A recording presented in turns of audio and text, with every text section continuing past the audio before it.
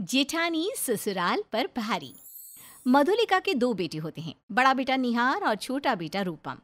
निहार एक अच्छी job post पर होता है और रूपम की हाल ही में जॉब छूट गई थी, इसलिए वो घर खर्च के लिए भी पैसे नहीं दे पा रहा था। रूपम कई जगहों पर इंटरव्यूज देता है, लेकिन कहीं भी उसे जॉब नहीं मिलती। क्या हुआ बेटा, आज जिस जगह इंटरव्यू देने गया था वहाँ कुछ हुआ क्या? अच्छा।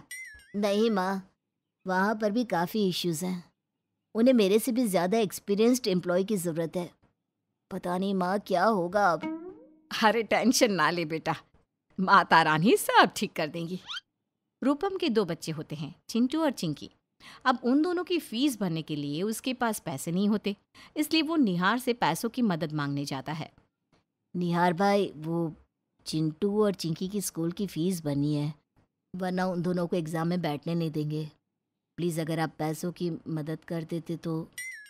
ठीक है रूपम, तू चिंता मत कर, मैं दे देता हूँ पैसे। तू बस हिम्मत मत हार, इंटरव्यूज देते रह। बिजनेस वर्ल्ड बहुत बड़ा है। आई एम 100% श्योर कि तुझे अच्छी जॉब ज़रूर मिल जाएगी। थैंक यू भाई। निहार रूपम को फीस के पैसे दे देता है। तभी वहां पर रूपम की बीवी कोयल भी आ जाती है। धन्यवाद निहार भाई, आप हमारी बहुत मदद कर रहे हैं, वरना आजकल के इस जमाने में कोई किसी की इतनी मदद नहीं करता। ये सब देखकर जेठानी चांदनी को बहुत गुस्सा आता है और वो बाद में निहार को खूब सुनाती है। बहुत दानवीर बनने का बुखार चढ़ गया है ना तुम्हें? अरे कब तक पालोगे उसके बच्चे तुमने क्या ठेका ले रखा है उसका?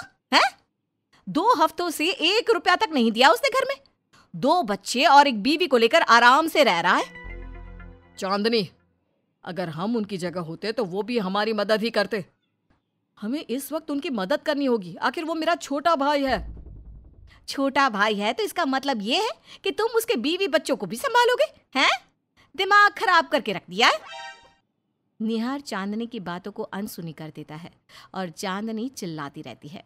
अगले दिन जब कोयल अपने लिए आलू के पराठे बना रही होती है, तभी चांदनी आकर गैस का बटन ऑफ कर देती है और कोयल से सारे आलू छीन लेती है। भाभी, आपने ऐसा क्यों किया? तुम्हें पता भी है आलू कितने महंगे हो गए हैं, घी कितना महंगा है। अरे ये पूरा घर मेरे पति अकेले चला रहे हैं, तुम्हारा पति तो एक पैसे की मदद नहीं कर रहा, तो किस हक से तुम आराम से कुछ भी वेस्ट कर रही हो? ऐसा मत कहिए भाभी, वो कोशिश कर रहे हैं, जल्दी उन्हें भी कुछ काम मिल जाएगा। चांदनी गुस्से में चिंटू और चिंकी की थाली में से मक्खन और जैम निकालकर अपने दोनों बेटे राजू और मोनू को दे देती है। बड़े आए मक्खन और जैम खाने। ताई जी, हमें भूख लगी है, आपने ऐसा क्यों किया? हमें हमारा खाना वापस दे दो। चुप, एकदम चुप, ज्यादा बकर बकर मत करो और जो है उसे खाओ। राजू, मोनू, बेटा तुम दोनों अपना खाना फिनिश करो, और कुछ चाहिए तो वो भी बता दो, ठीक है बच्चों? चांदनी की यह हरकत देखकर कोयल की आंखें भर आती है और रात में वो रूपम से कहती है, रूपम जी, चलिए यहाँ से चले जाते हैं, अब यहाँ और नहीं रहा जाता। भाभी रोज ताने देती रहती है और अब तो उन्होंने बच्चों में भी फर्क करना शुरू कर दिया है। चिंटू और चिंकी को भी डांटती रहती है बिना बात के। मेरे मायके चलते हैं, कम से कम वहाँ कोई ऐसे ताने तो नहीं देगा। देखते हैं कोयल, लेकिन जहाँ तक मुझे पता है निहार भाई ऐसे नहीं है। चांदनी भाभी भी अच्छी हैं, लेकिन पता नहीं वो ऐसा बर्ताव क्यों कर रही हैं। तुम्हारे मायके जाने में कोई ऐतराज़ नहीं है, लेकिन वो अच्छा नहीं लगता है कोयल, क्योंकि ये घर मेरे भाई का है, मेरा है। हम यहाँ से नहीं जाएंगे। रूपम कोयल के मायके जाने की बात को टाल देता है। 2 दिन बाद जब त्योहार आता है, तभी राजू, मोनू, मधुलिका और चांदनी सब नए कपड़े पहनते हैं। और जब निहार रूपम को नए कपड़े लाने के लिए पैसे देता है, तभी निहार, कोई ज़रूरत नहीं है इन्हें पैसे देने की, त्योहार ही तो है, पड़े पुराने कपड़े पहन लेंगे, बात बात पर इतना पैसे देने की क्या ज़रूरत है? लेकिन चांदनी, हम सब ने अच्छे अच्छे नए नवेले कपड़े पहने हैं और ऐसे में। कोई बात नहीं भाई, हमें पैसे मत दो, हम अपने पुराने कपड़े ही पहन लेंगे। रूपम, कोयल और चिंटू चिंकी त्योहार के दिन भी पुराने कपड़े ही पहनते हैं। निहार को ये सब देखकर बहुत बुरा लगता है। वो अकेले में चांदनी से कहता है, चांदनी, ये सब क्या नाटक है तुम्हारा? तुमने साफ साफ उनके सामने ऐसा बोल दिया, उन्हें कितना बुरा लगा होगा। मेरा नाटक? अरे तुम्हारा क्या नाटक चल रहा है, जरा उस पे गौर फरमाओ, फिर मुझे बोलो। और क्या बुरा लगेगा उन्हें, हैं? बुरा लगता है तो लगने दो, आई डोंट केयर। इतने बड़े शहर में अभी तक उसे नौकरी नहीं मिली, बस उल्लू बनाने के लिए पैंतरे चल रहे हैं और कुछ नहीं। तुम ना जरा अपने दिल को छोड़कर दिमाग से काम करो। ज्यादा भी रिश्तों के इमोशनल फ्लो में जाने की कोई जरूरत नहीं है। मधुलिका ये सब सुन लेती है और उसे बहुत बुरा लगता है। जेठानी चांदनी ससुराल पर इतनी भारी हो जाती है कि वो अब रूपम और उसके बीवी बच्चों के प्रति और भी सख्ती से पेश आती है। वो घर का कुछ भी काम नहीं करती और कोयल का हाथ भी नहीं बटाती। चांदनी भाभी, मैंने सब्जी बना दी है, रोटियां आप बना रही हो ना? तब तक मैं चिंटू और चिंकी को पढ़ा देती हूँ, उन्हें आज बहुत सारा होमवर्क भी मिला है। मैं आपसे कुछ काम धाम नहीं करने वाली, जाओ जाकर खुद ही सारा काम करो। इस घर में फ्री फंड का रहने मिल रहा है ना, तो अभी काम भी करो। और हाँ, मेरे लिए अदरक वाली चाय बना कर ले आना।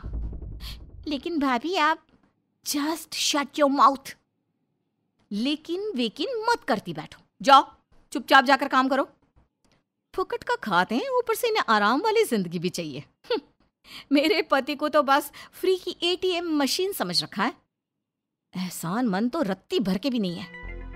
कोयल को चांदनी की बातें सुनकर बहुत दुख होता है। वो रसोई में काम करते समय फूट फूट कर रोती है। तभी मधुलिका वहां आ जाती है। ना बहू, बस मत रो, सब ठीक हो जाएगा। देखिए ना माँ जी, भाभी कितना अत्याचार कर रही हैं हम पर। हमारी मजबूरी है इसलिए हम यहाँ पर रह रहे हैं। रूपम जी ये सब जानबूझकर थोड़ी ना कर रहे हैं। मजबूरी का फ़ायदा उठाना और इतना कठोर बनकर अत्याचार करना, ये तो सरासर गलत है ना माँ जी।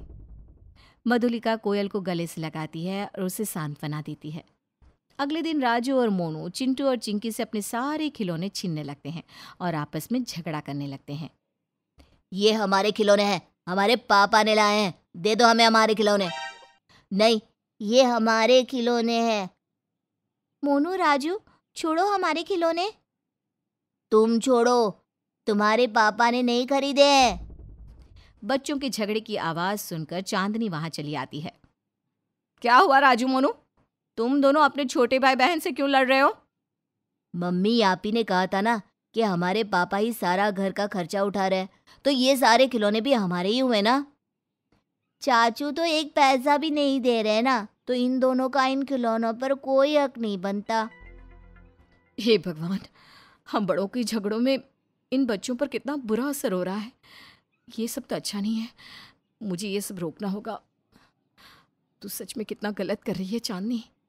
चांदनी को अपनी गलती समझ में आ जाती है जब बच्चों पर झगड़ों का बुरा असर होने लगता है और वो रूपम और कोयल के पास जाकर उनसे माफ़ी मांगती है। आई एम सॉरी रूपम, कोयल, मुझे माफ़ कर दो। मैंने बहुत गलत किया तुम दोनों के साथ, लेकिन अब नहीं। बात हमारे बच्चों पर आ चुकी है अब, और मैं उन पर इस सब का बुरा असर पड़ने नहीं दूंगी। सॉरी रूपम, सॉरी कोयल। बस भाभी बस, आइए गले लगिए। मुझे पता था मेरी भाभी ऐसी नहीं है, आज उनका असली रूप दिख ही गया। उस दिन के बाद चांदनी सबसे अच्छे से पेश आती और पूरा परिवार खुशी से साथ मिलकर रहता।